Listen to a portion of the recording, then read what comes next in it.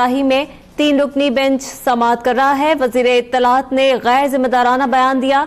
Chief justice की जानिब से ये रिमार्क्स दिए गए हैं और उनकी जानिब से ये भी कहा गया कि वजीर इत्तलात ने गैर जिम्मेदारान बयान दिया है। क्या इस तरह बयान दिया जाता है? ऐसा हम सोच भी नहीं सकते। क्यों ना हम उनको तलब कर लें। गैर जिम्मेदारी की भी एक हद होती है। कोई शक नहीं कि वजीर आजम चीफ एग्जेक्टिव है।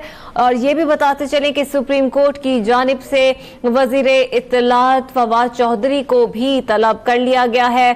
आपको बताते चलें कि सुप्रीम कोर्ट में आईजी इस्लामाबाद के तबादले से मुतालिक आज खुद नोटिस की समाअत हुई है।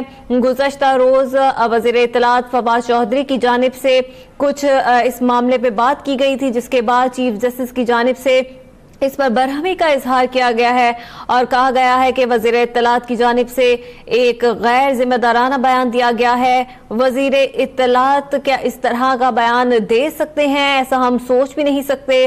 उनकी जानिब से ये भी कहा गया कि क्यों ना हम उनको तलब कर लें। गैर जिम्मेदारी की भी एक हद होती है। कोई शक नहीं कि वज़ीर आज़म चीफ एग्जेक्टिव हैं। गुज़श्ता रोज वज़ीर इत्तलात फवाद चौधरी की जानिब से ये बयान दिया गया था कि आईजी को हटाना वजीर आजम के उसमें आता है, इसलिए वो हटा सकते हैं क्योंकि वो सुप्रीम पावर है पाकिस्तान की। मजीद क्या तफसीलात हैं इस केस की, जान लेते हैं मुर्तजा राय से। मुर्तजा राय बताएगा, चीफ जस्टिस की जानिब से सख्त रिमार्क्स दिए गए हैं। जी बिल्कुल, ये आईजी इस्लामाबाद के तबादले का मामला है और इस केस में सुप्रीम कोर्ट ऑफ पाकिस्तान ने वजीर इत्तलात फवाद चौधरी और आजम सवाती को तलब कर लिया है। अदालत ने आजम सवाती के इंतकाम से जो मुतासरा खानदान है उसको भी तलब किया है, जबकि अदालत ने हुक्म दिया है कि आजम सवाती अपनी जायदाद की मलकियत के कागजात भी अदालत लेकर आएं और टैक्स की तफसीलात भी अदालत लेकर आएं। जो अपने बयानात में सुप्रीम कोर्ट की तजलील करते हैं, चीफ जस्टिस ने कहा कि क्यों ना उनके खिलाफ तौहीन अदालत की कार्रवाई की जाए। चीफ जस्टिस ने कहा कि इसी आइन के तहत सुप्रीम कोर्ट ऑफ पाकिस्तान ने एक वजीर आजम को हटाया था। सुप्रीम कोर्ट के पास ये इख्तियार है।